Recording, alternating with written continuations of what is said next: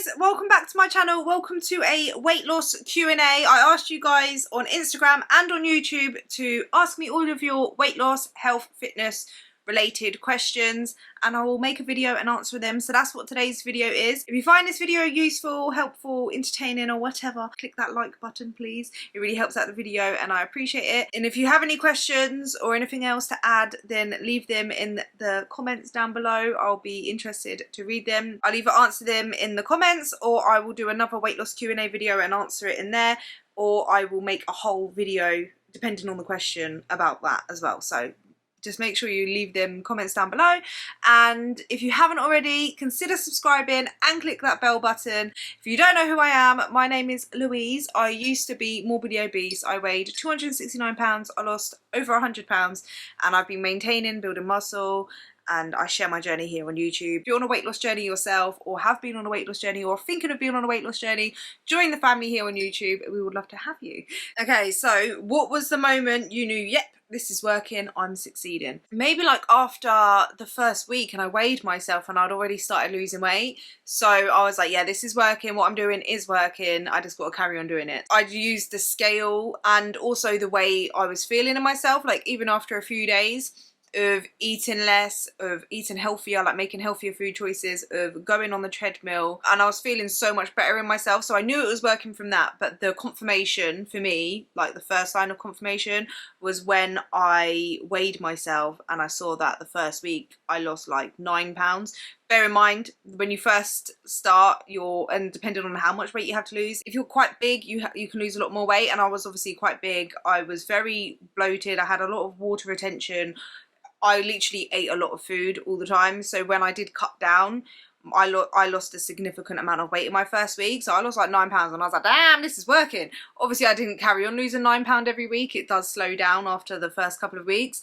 So yeah, but I knew it was working. And then obviously after like 1 or 2 weeks, I remember comparing pictures of like my belly and stuff and seeing it go down, and I was like, yeah, I can see it and I could feel it. And yeah, so it didn't take too long for me to realise that what I was doing was working. It wasn't one of them ones where I'd done it for a few weeks and I hadn't lost anything or I hadn't seen any changes. It happened fairly quickly for me. Can you lose fat and gain muscle at the same time? Yeah, you can. It depends obviously how much fat you have to lose and how big the calorie deficit is, but you can do it. So when I started weightlifting, I was about 6-7 months, like properly, consistently on a weight training program, 6-7 months into my fat loss. I'd already lost quite a bit of body fat, but I still had a lot of body fat to lose. And I carried on eating in a calorie deficit. I was weight training and I was seeing my body composition changing. I was seeing that I was building muscle, losing fat at the same time. The only difference is when you're trying to build muscle and lose fat at the same time, you can't only go off the scale, because if you're building muscle obviously is dense, it weighs something. Like if you're gaining muscle, you're going to be gaining weight, and that's not body fat. So if you're losing body fat and gaining muscle and you can see yourself in the mirror, your body changing, you can see that you're not carrying as much fat, you're looking a little bit tighter, a little bit like more toned, yeah, but you weigh yourself and your weight isn't dropping a lot or it's staying the same, then it's just your body recomposition. You can't like put too much emphasis on the scale, go more by body measurements and the way you look, compare pictures. But obviously if you have quite a lot of fat to lose, your weight will still drop. So my weight was still dropping every week, but just not as much. So where I was probably losing like 3 pounds a week, 2.5 to 3 pounds a week before, I started dropping to like just 1 pound a week, and sometimes 2, and then other weeks I would maintain. But I could see in the mirror that my body was changing, so I just kept going. So yeah, you can. The only thing is you need to make sure that you're eating enough protein. So you want to aim for like 1 gram to 1.5 grams per pound of body weight. So you want to be still eating in a calorie deficit. The smaller the calorie deficit, the better, because if you are eating in too much of a calorie deficit, your body is going to start using your muscle tissue, because your body basically, calories is just energy. So when you're on a calorie deficit, your body starts eating basically, or taking away energy from your fat stores to give you energy to do your exercise, your daily tasks, just to move, to live, basically just for life, yeah? So when you're in a calorie deficit, your body starts using that, but it doesn't just use fat. So if you're in a massive calorie deficit, it can start taking from your muscles, energy from your muscles. So you don't want a massive calorie deficit if your goal is to also build muscle, because you will lose muscle. And that is why it is important to eat enough protein, just so you can maintain as much muscle and lean body mass as possible while you're losing weight, and hopefully build muscle at the same time. But yeah, just making sure that you're not in a massive calorie deficit. You're just in the smallest deficit possible, if that makes sense. Slow and steady wins the race, guys, especially when you are trying to body recomp, you're trying to build muscle at the same time. The less body fat you have, the harder it is, just because your body will start to use muscle tissue for energy. The more body fat you have to lose, the more your body can pull energy from your body fat. To lose fat and gain muscle, should I only lift weights or no cardio? To lose body fat and gain muscle, I would say you should do both. You don't need to, to lose fat, you don't have to worry too much about what exercise you're doing to lose fat. To lose fat, you just need to be in a calorie deficit. So I'd focus more on eating in a calorie deficit than trying to burn enough calories to be in a calorie deficit. But lifting weights, if you want to build muscle, it's pretty much like you're going to have to lift weights. And cardio is good for your health, and it will make it, like, the more cardio you do, the more calories you're going to burn, making it easier to be in a calorie deficit. So I would say, if you can, try and include both. What is the photo shoot for? So if you don't know what this person's talking about, I'm doing a photo shoot in June. So the 25th of June, I'll be doing a photo shoot. The photo shoot isn't for a particular reason in the sense of like for a magazine or anything like that. It's for me, right? So basically, I was going to compete in November. I still might. I competed last year in April. I set a goal to compete this year, and I've been, since the show, I reverse dieted and I went into a bulk and I started to like build muscle. Basically, my goal this past year has been to build muscle and to just improve my physique, if that makes sense, over this last year. I just went through a rough patch, if that makes sense. I don't know how to explain it. I wasn't mentally optimal. I had a few people in my family pass away. I was going through some things. My mental health wasn't the best at the beginning of the year. I just lost the passion. I wouldn't say lost the passion, I just lost the desire to want to compete. And if you compete, you have to be in the right mental headspace too. It's very, very hard. Prep is really hard. It takes a lot of focus, it takes a lot of your energy and time. Like, your whole life basically revolves around prep and the competition, and you have to be quite selfish in the sense of, like, you can't do certain things with your family, you can't really go out for meals that much, and you sacrifice just a lot of things. And then obviously you get very, very lean, which is physically demanding on your body and your mental health. And then after the show, you have to deal with gaining the body fat back, which is mentally hard in itself. So all of that just takes a lot of like mental and physical strength.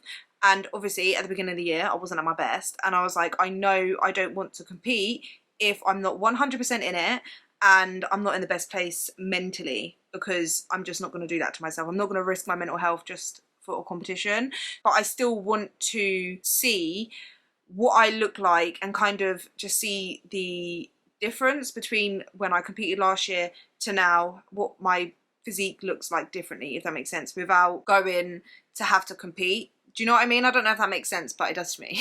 It's more of like a goal for me to cut body fat for, have like the reward at the end, which will be the pictures and something to just work towards. And then I get to also compare, see how much my body has changed, see what I've been able to do within this last year. And it's just something like I can work towards. That's a smaller goal. It's still like a big goal. It's still something that I'm going to have to work for, and get the reward at the end, but without having to be as lean, or it's not as mentally hard, do you know what I mean, and like physically hard. But the reason why I say that I might still compete is because I am now in a lot better headspace mentally, and I am starting to, while I'm like dieting for this photo shoot, I'm getting a bit excited. I'm getting a bit of the prep feels that I did when I was in prep last year, and I'm just starting to get quite excited, and I'm looking at the competition and stuff, and it's on the 5th of November, and I'm just like starting to get back into like wanting to do it, but I don't want to make the decision until I'm 100%. Do you know what I mean? I am going to make the decision closer to the time than, do you know what I mean? Yeah. Do you think thin privilege is real? Are people nicer to you now that you're thin? I guess so. I guess so. I definitely have noticed I am able to find clothes a lot easier. Like, I can go to a shop and not have to worry about finding my size, whereas when I was bigger, there wasn't my size. Like, even if I went into a shop that goes up to my size, most of the time them sizes aren't available, like they're all gone, and I think it's just because most people are that size. Whereas like when I go in a shop now, there's loads of variety for me, so in a sense that is a privilege, because I did used to have to shop at like bigger girl shops, which is more, the clothes are a lot more expensive, and I just don't think that's fair. Like, I understand that there's more material, it probably costs more to make them closer, that's why the price has to be a bit more, but it's just a lot more expensive. Yeah, there's that like difference. And then like I did used to have to worry about when I would go out and sit down on a chair, I would like double look at the chair and be like, is that going to hold my weight? And sometimes I want to sit down just in case the chair broke. I don't have to worry about that now. I don't know, do people treat me nicer? I never, like when I was bigger, I never really liked to go out because I felt like quite self-conscious, and I did feel like people did seem a little bit ruder, but I don't know whether that was more like because I wasn't confident. So it's probably a mixture. I honestly, I can't tell you whether people treat me nicer. I do think people do seem a lot more polite, but that could also be because I may be more happier, more confident, and able to approach people. I don't know, I put myself more out there than what I did before. But yeah, maybe people used to look at me before and just have an assumption of me being bigger, and now I'm slimmer, they have a different assumption. But I think everyone kind of has biases and stuff. But I do definitely think there is privileges in the sense of like being able to have access to like clothing and things being a bit cheaper. People probably are nicer to me, but I don't know, I can't really remember how people used to treat me.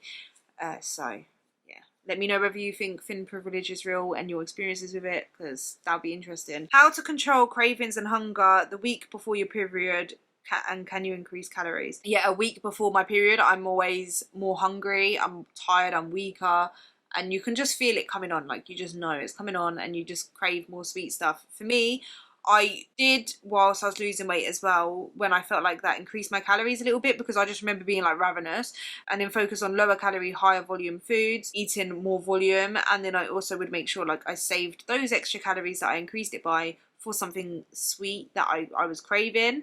And I just tried not to focus on the scales that week, because my weight will go up like the week before my period, and then once I come off it will start to go back down again. So I hold a lot more water retention. If I focus on that, then I'm already feeling rubbish, it's just not going to make me feel great. So I would just focus on just trying to maintain that weight. You'll probably find that once you come off, your weight will drop and you'll feel much better, more energy, and then you can just like carry on with your calorie deficit. Advice how to keep going when slightly hungry on a calorie deficit and want to eat everything. Well, I think I've mostly like kind of answered that. It's just like, if you're very, very hungry, just fill up on high volume, low calorie dense foods, and then maybe save like extra calories for something that you really crave, like a chocolate or whatever. And even trying to find a healthier, higher protein, lower calorie, high volume way of eating that what you're craving, if that makes sense. Like, for example, having a protein yogurt that's like chocolatey and stuff, and adding some fruit to it, it's going to be a lot more filling than if you were just going to have a chocolate bar. What is your opinion on weight loss surgery?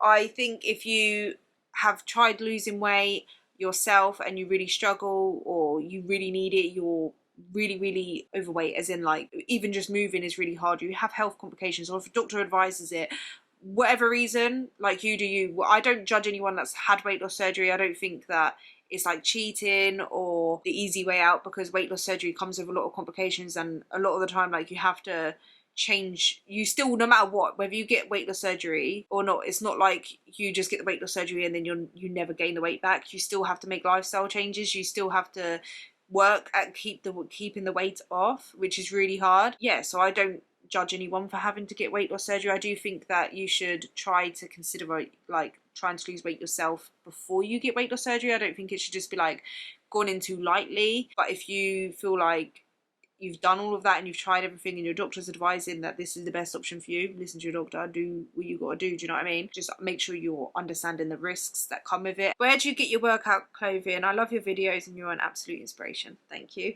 I get a lot of my workout clothes from Shein. I love Shein. It's just different. Like this is from Shein.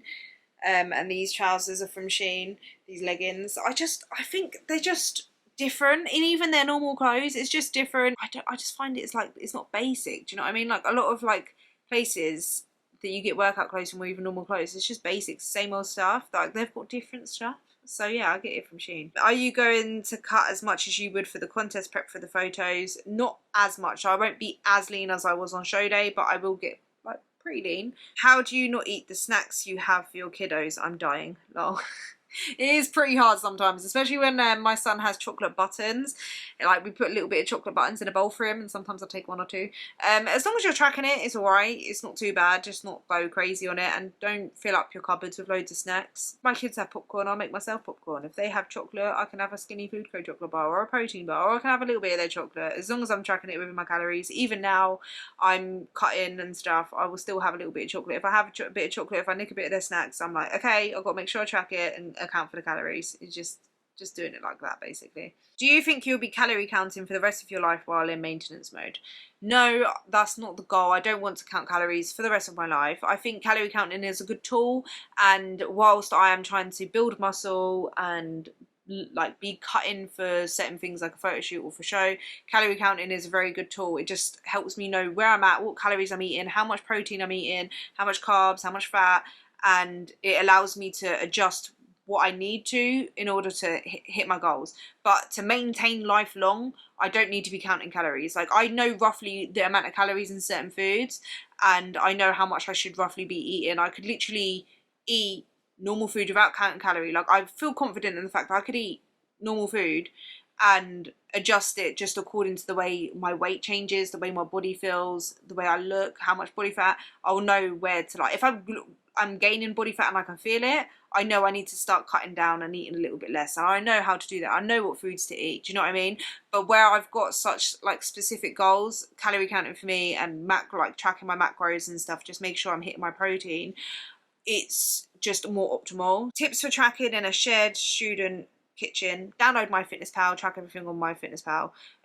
Get a scales, your own set of scales, or if you guys share a set of scales, make sure you're weighing out your foods. If you like meal prep or anything, make sure you stick a sticker on there that says it's mine, and you make sure you tell them this is my food, don't touch it, because I can't imagine anything more annoying than you making a meal and then someone being like, oh, I'm hungry, and then coming from a night out or coming home and just like microwaving your food and being like and then you don't have your food. But yeah, like I don't know if you guys can have your own little cupboard where you have your food, so you're not having to like share foods. But obviously I haven't been in my own student kitchen. Like I don't have, do you know what I mean? I don't have that, so I can't give you like the best tips. Maybe someone else who has good tips, you guys can leave it in the comments for them, because yeah, but that would be like what I would do. Are there times where you struggle with your old eating habits? Yeah, definitely. Like sometimes I like a couple of biscuits with my coffee, and sometimes if I'm not being smart, I will take the whole packet of biscuits with me, and then I'll end up having a few more than what I should, because that's just a weakness of mine, is biscuits with my coffee. It is easy for me to slip back into emotional eating.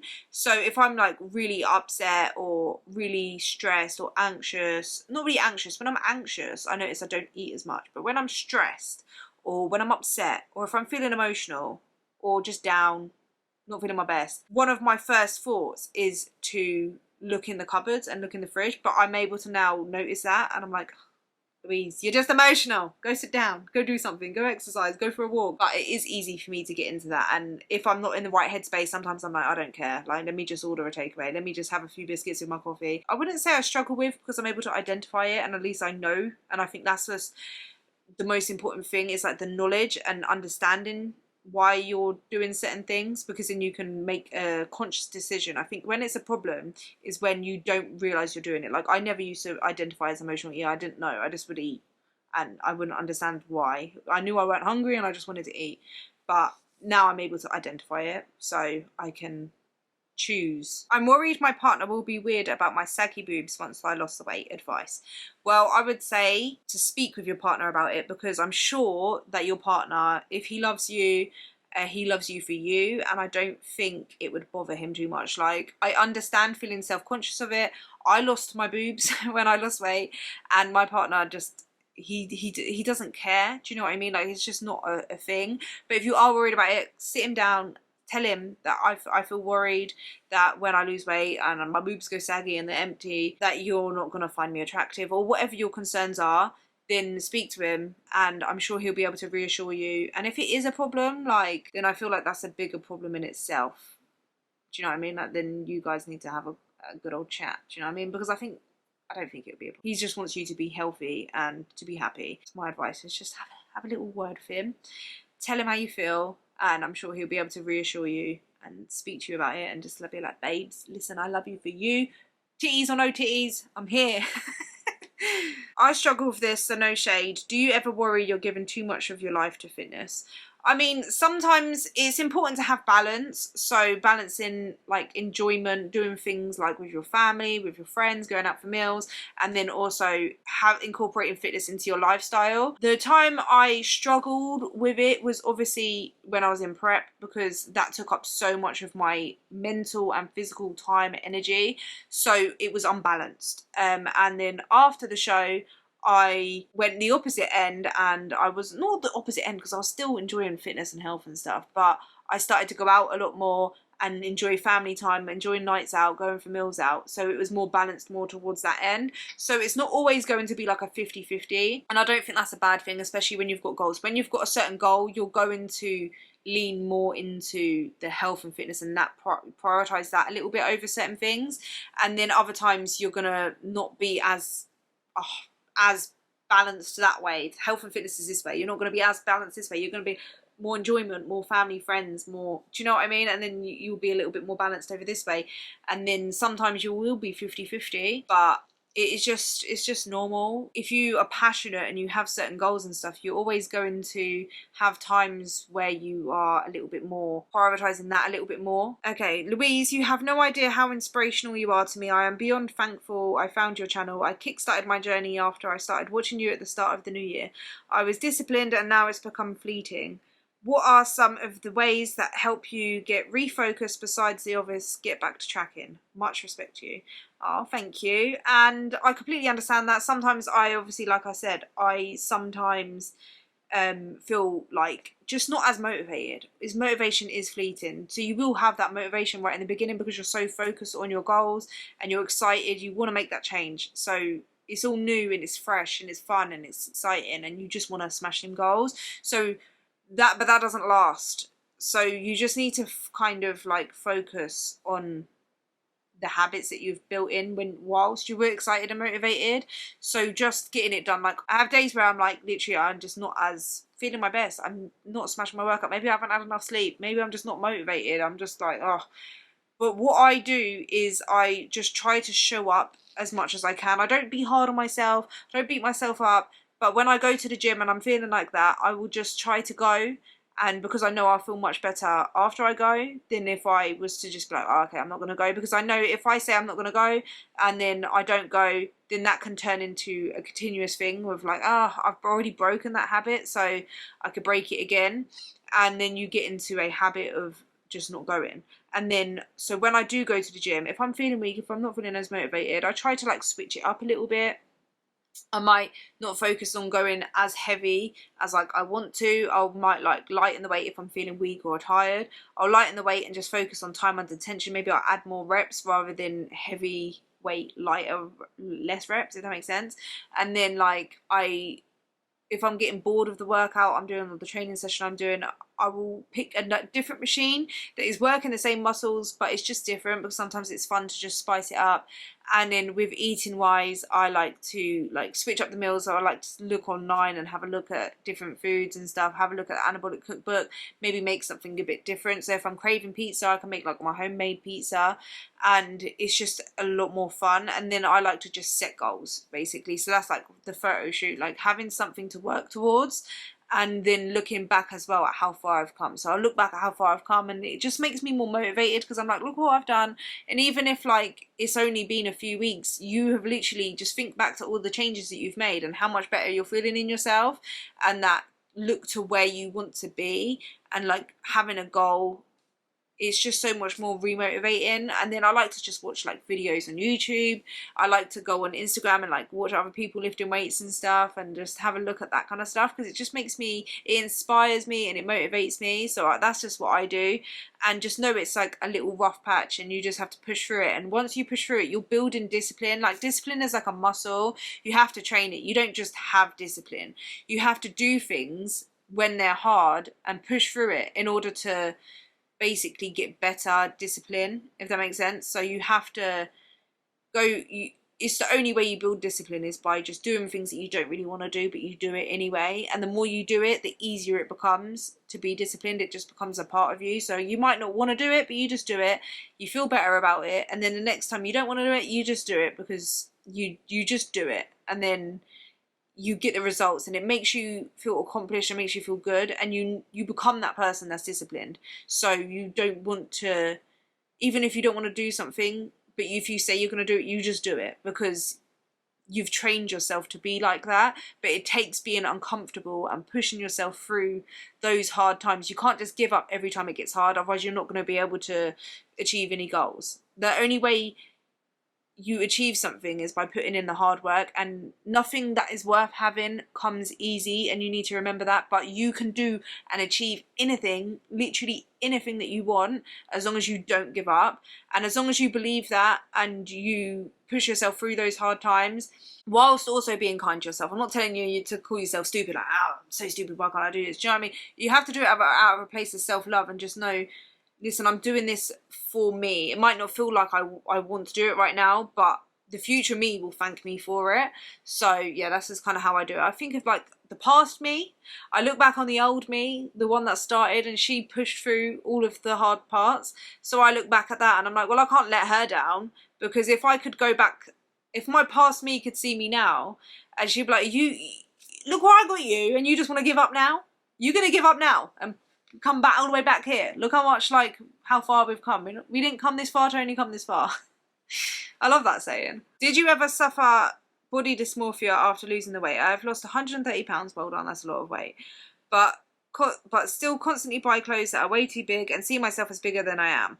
Was that something you dealt with, or are you still dealing with, and how do you handle that? I have dealt with body dysmorphia. When I was bigger, I actually knew I was big, but I didn't realise how big I was. So like if I saw a picture of myself, I'd be like, oh my god, like, am I actually that big? Like, I don't see myself as that big. And then obviously when I lost the weight, in my head I was bigger than what I was. So when I'd see pictures of myself, it was almost like a surreal feeling, like, is that me? Because I thought I was bigger than that. Yeah, now I can look at myself in a picture or whatever, and I feel like I have a very realistic view. I'm not like surprised. It's just like me. I feel like my mind has finally had time to adjust. So I feel like, I don't know how you really deal with body dysmorphia. I think a lot of it is time, just giving your mind time to adjust, and maybe not fluctuating massively in weight very quickly. So lose weight slowly and allow your mind to adjust to it. And the same with like weight gain and stuff, like not having massive fluctuations in your weight, and don't compare yourself to other people. Did you ever hit a plateau in your weight loss while recomping your body? I lost 70 pounds and have been weightlifting, but seems like my progress has plateaued even though I'm in a calorie deficit and doing progressive overload. Thanks, your videos, love your videos and tips. I did hit a plateau. I say a plateau, it wasn't really a plateau. My weight slowed down when I started lifting weights, like I explained earlier. It just was more like adding muscle and like your weight, it's just your weight basically. And there was a time where I did have to reduce my calories a little bit, but then when I was like weightlifting, and my weight loss picked back up again, so then I increased it a little bit. The way you deal with a plateau is you literally move more or eat a little bit less. It's just, a plateau is just your body adjusting to the calories you're eating because you're in a smaller body. So if you've lost quite a bit of weight, you're naturally burning less calories just living. So you need to, the way you get over that is either you eat a little bit less calories or you increase your metabolism, which will be burning more calories, or if you've got more muscle, then you burn more calories. So either building muscle, exercising a little bit more, or just eating a little bit less calories. That's the way you get over a plateau. Also, I would also say to take a step back and look at your diet. Are you starting to like eat things here and there, snack on little things? Have you stopped weighing out and tracking your food properly? Are you a little bit less active? Like, just before you change anything, have a look at the way you're eating and the way you're moving. Have you been slacking? Because sometimes when you've been losing weight for a while, you start to get a bit complacent, and that can happen. So if you just clean everything up and then you're still not losing weight, then look at changing something up. Either adding in a few extra 1,000 steps, or doing a little bit of cardio, or eating a little bit less calories, and then your weight loss will start to pick back up again. I love your what I eat in a day videos, loads of great tips. Addicted to Nando's sauce because of you. How much do you prep in advance? I find planning ahead with kids and work tricky, etc. Huge inspiration, you go girl. Well, thank you. I know my personal trainer likes to do meal prep on a Sunday, and he does advise to do meal prep on a Sunday. So if you just like take one day, it doesn't take that long. If you are cooking a meal, just make extra to like put in little containers or whatever, and have that for the rest of the week. It doesn't have to be like different meals every day. Like if you're cooking like, I don't know, spaghetti bolognese, you can just cook a little bit extra and portion it out, track it in MyFitnessPal, and have that for like dinner every day or whatever, and just add veg. But for me, what I just like to do, the only prep I do is I cook all my chicken breasts. So I'll buy a packet of chicken breasts and I'll cook them all, and then I'll put them in the fridge. And then when they're just like for my dinner, basically, it just saves me from cooking a chicken breast every single day, because that's basically what I eat for dinner. So yeah, that's the only kind of meal prep I do. But yeah, I'll just say like focus an hour, one day a week, or even 2 days a week to just prep food. You're just carving out that tiny little bit of time. I'm sure you can find it, to just do something that will make the rest of the week easier for yourself. So that's what I would recommend. My belly's rumbling, I'm getting hungry, I need to have some lunch soon, guys. How did you handle stopping compulsive binge eating, if that's something you struggled with? It wasn't like I was binge eating. I never struggled with binge eating. I was just an emotional eater. So when I started to track my calories, and I was tracking it in MyFitnessPal, it makes you more aware of what you're eating and whether you're actually hungry or not, because you're tracking. So I only had a limited amount of calories. I couldn't just eat whatever I wanted when I felt sad or when I felt bored. So it would make me stop and be like, why am I wanting to eat?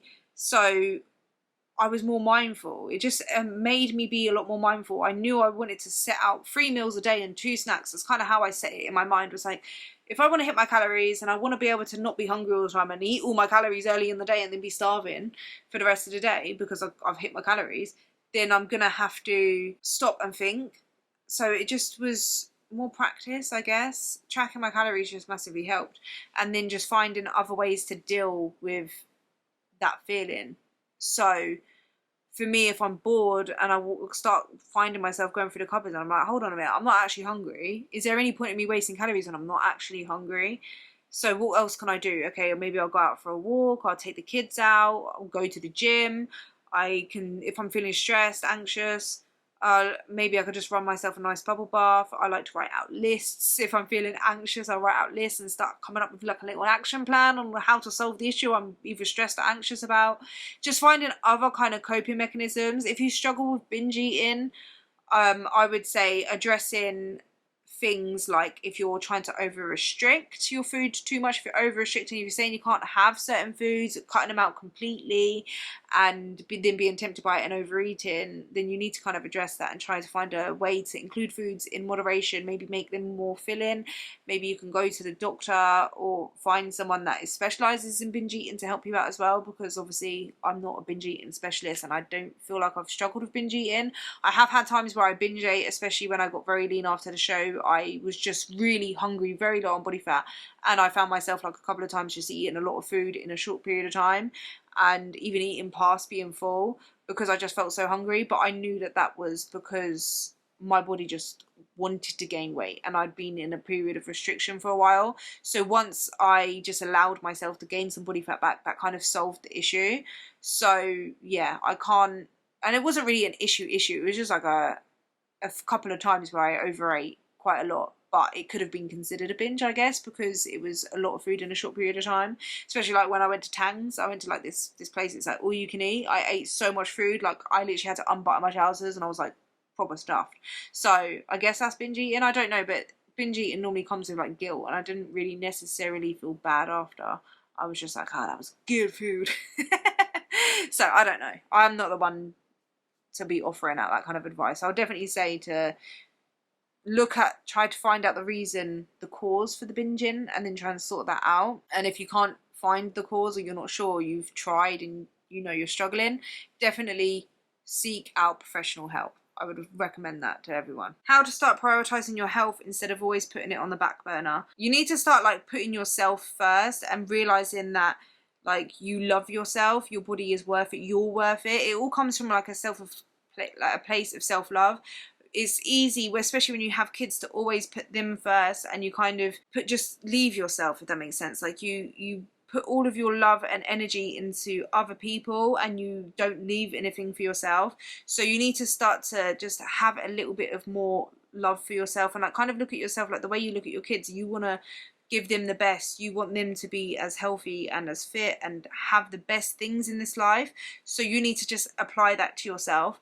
And once you do that, you realize that you start treating your body with love. You start doing things out of love for your body. Like that will come with prioritizing your health. Like you just need to realize that you are worth it and you do deserve to feel your best. Once you love and respect yourself fully, the way you would with your own kids or with people that you love, you will start to prioritize things that benefit you and your health. Do you know what I mean? You will start putting yourself as a bit more priority. My third attempt to get my question answered.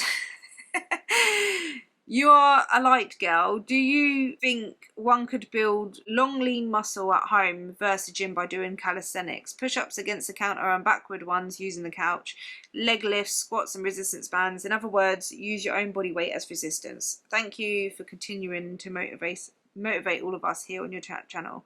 I would say, yeah, you can definitely build muscle from home with calisthenics. I built up a lot of muscle and strength by just doing push-ups at home. You can.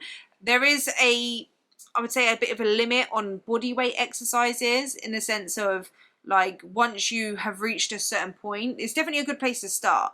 But once you've reached a certain point, body weight squats, for example, aren't going to, like, you need to be able to continue to progress, like lift heavier. Your muscles, to grow, they break down and they repair and get stronger. So they're already, so like if you do a certain exercise that you're not strong enough to do, that your muscles aren't prepared to do, it will rip up the muscle basically, and then it will repair, ready for the next time. So it's like, oh, I need to be strong enough to do that again next time. So then once you do it the next time, you need to add a little bit more progressive overload. You need to add a little bit more tension in order for that muscle, because it's built up strong enough to basically, or should have built up strong enough to withstand that amount of weight before. So it'll eventually get strong enough that it will be able to do that, and it'll be like, easy. So you need to like add more weight to it, but you can do that from home. So like if you do the modified push-ups, and then you build yourself up to be able to do a full push-up, then you're doing full push-ups, you can add more reps to make it like harder for your muscles, and then you can always add like a backpack or something to add weight to your push-ups. You can always progressively overload them, and same with squats at home. You can then start lifting up things that are heavier to add the progressive weights. It's just the only reason I would say gym is not better, but it's just easier and more convenient in the sense that they have weights there, so you can always add more weight. But you can always get your home gym, add weights at home. Like, you don't have to go to the gym. You just need to find a way to progressively overload your muscles, but you can definitely do it from home. New to your channel, well, welcome. So I hesitate to ask you anything in case it is in existing videos. Your skin looks amazing. How did you keep it so toned?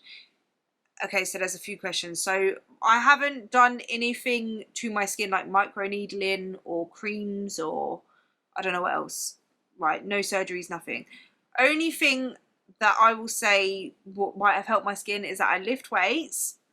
So I've built muscle, which has filled out the skin, especially in my arms and my legs. And I drink a lot of water, so that is going to hydrate my skin. I do moisturize quite a lot, but not with any skin tightening creams. Just normal, like I've got Nivea normal cream, basically Nivea body cream. I like to use cocoa butter and stuff. I do like to lotion and try and keep my skin soft because I have a history of suffering with eczema, so I do kind of have to lotion quite a lot. I don't know whether that would have helped.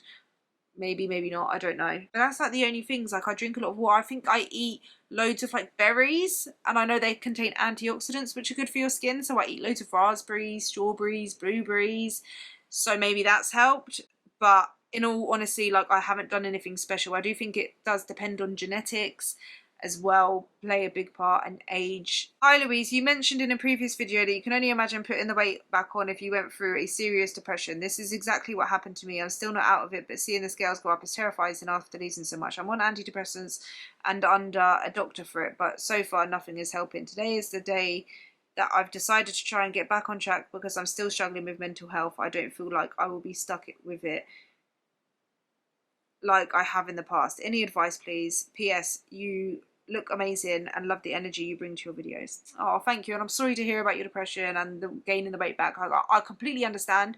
Like I was saying, I went through a kind of tough time at the beginning of this year, like the end of last year, beginning of this year, and I was suffering with my mental health as well. Like, I was going through like a kind of like a depression, and I did gain like a bit of body fat as well. I was supposed to be gaining a bit of body fat, like I was in like a bit of a bulk to gain muscle, but it wasn't just that I was eating in a strategic surplus that I gained a bit of body fat. It was because I was also depressed and I wasn't as focused on eating as healthy. So I was eating like most of my meals and stuff, and like trying to make healthier choices, but there was a lot of times where I couldn't be bothered to go out and get as much steps in as I normally would.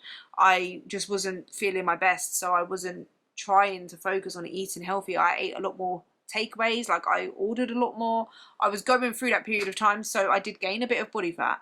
And what helped me was, it's hard to push yourself to start tracking and start eating healthier again and to get out and go for them walks. It is hard, but you have to remember that you feel so much better. Like, it's hard when I feel like I made a video on this already, but when you feel rubbish about yourself, to do things to make yourself feel good.